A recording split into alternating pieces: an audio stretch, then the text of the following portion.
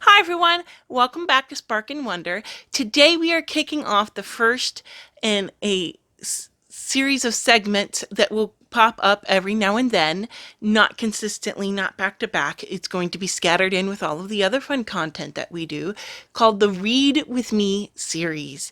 It takes that fun book find video that I like to do and kick them up a notch. So now I'm not just showing you fun, beautiful books that share a good lesson or story behind it. I will actually read the story to you so that you can share these videos with your kids, because don't us parents need that time to have a few minutes to ourselves while our kids are still engaging in something educational and enriching? So I thought there was no better book to start this series with than the book that my mother read to me as a child and started my love of reading. So let's dive right in and read this wonderful story, my absolute favorite from my childhood, Amy the Dancing Bear.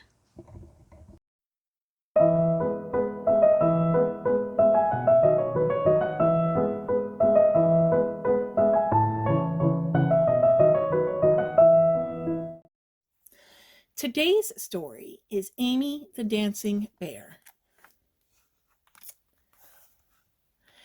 by Carly Simon, illustrated by Margot Dots, published by the Doubleday Publishing Company. To my mother Andrea and my daughter Sally, to my mother Joan and my daughter Scarlett.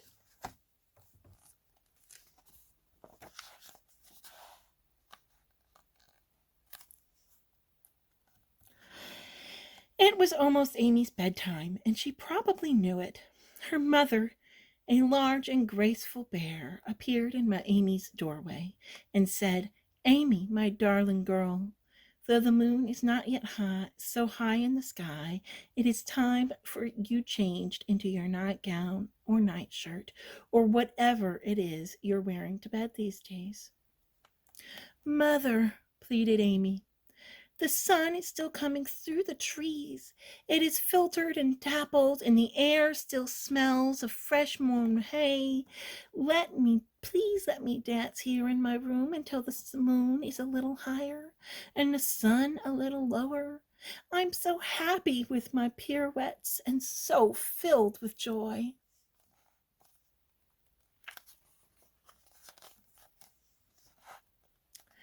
How could her mother argue with that? How could she cut short this delight, this artful little creature with her sunny auburn curls and her graceful turns like tropical palms moving in the wind? So she spoke in a practical tone. "Amy, I will go into the kitchen and I will wash all the dishes. When I come back in here, I would like to see you ready for bed." "Thank you, Mother." Amy threw her hands off in another direction, and the rest of her body followed.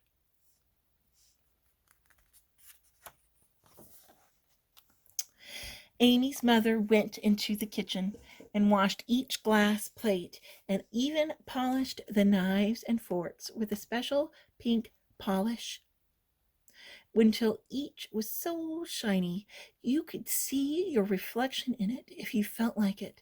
And then she returned to Amy's room. "Amy," her mother's voice was more stern, "I don't see that anything has changed." "Dear mother, the sun has turned to gold, and my room is filled with the magic of twilight. There is nothing I couldn't invent in here now, no step too difficult for my body to take. The birds are only beginning their good-night songs, and this is just the music I have waited for. I am so inspired and not the least bit tired. Please, oh please, please? Let me just dance a little more. Just a little more.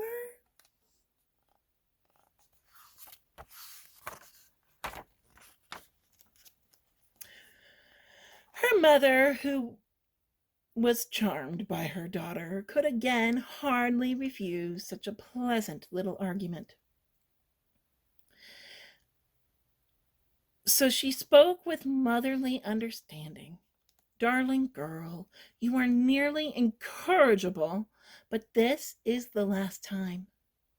I shall go into the living room and listen to one side of a piano sonata. And then, when I return, I shall expect to find you in bed. I mean, between the sheets.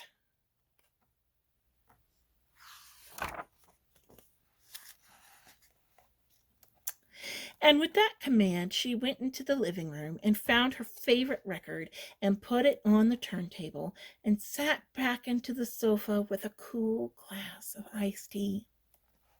As certain as the piano sonata was over in 17 minutes, so Amy's mother was certain she would find her daughter at least in her nightgown, nightshirt, or pajamas. But sometimes Amy's mother was wrong.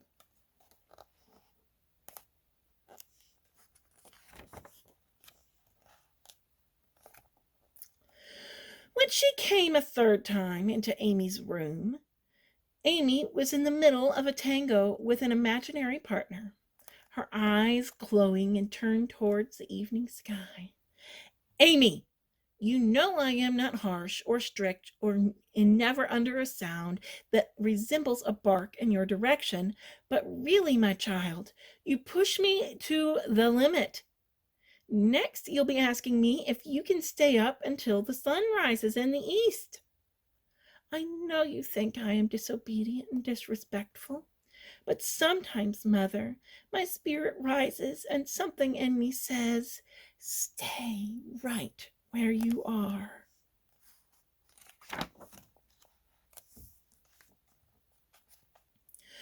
Do you see the moon and how it appears at the horizon? Look at the lightning bugs and then the same twinkling further up in the sky of the early stars. I can feel, I feel I can float through arabesques, and when the night mists drift through the window on the soft night breeze, it makes me want to dance forever. Can you believe how happy I must be?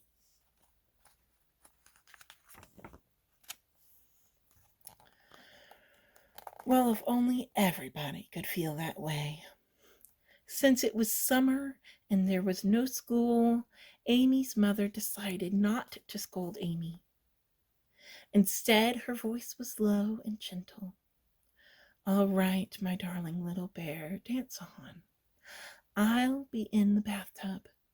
I'll come in when I'm washed and dry, and by then you'll be quite tired. Amy was so happy that her mother understood that she gave a low curtsy and then jumped impishly into her mother's arms for a big hug. Amy's mother, always somewhat of a sport, moved sleepily into the bathroom, where she ran a bath, adding some foam of apple blossoms so that the bubbles finally rose higher than the edge of the tub itself. When she got into this fine, warm bath, she lay her head back, let herself relax very deeply. She began to think of Uncle Harry and his watch that never told the time. She thought about her recipes for baked Alaska, and she thought about piano sonatas. She thought about Amy and how much she really loved to dance. As she was thinking about the red woolen mittens she planned to knit for next fall, she drifted into a kind of peaceful sleep that can only happen with happy thoughts can give a rise.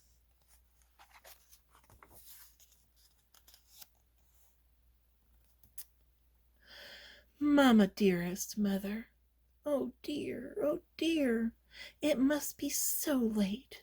You've fallen to sleep in the tub." Amy smiled down at her mother as if she was her own precious little baby. "Come on, it's time to go to bed. Let me help you dry off."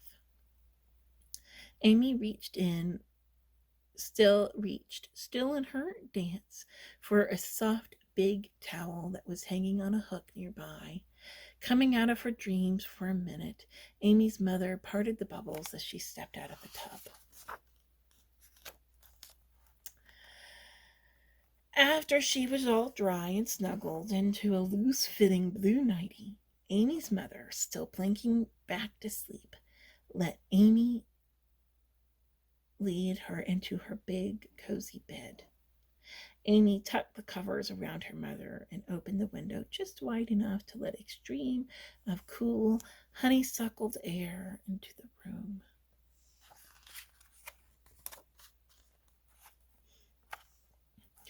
As she kissed her mother goodnight, her mother kissed her back and noticed that Amy was finally dressed in her pajamas. She noticed that the moon was high in the sky and that the stars gathered into a constellation designed by the heavens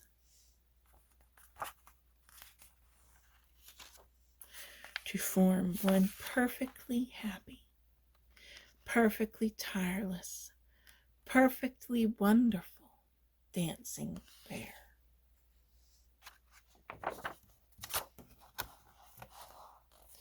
The end.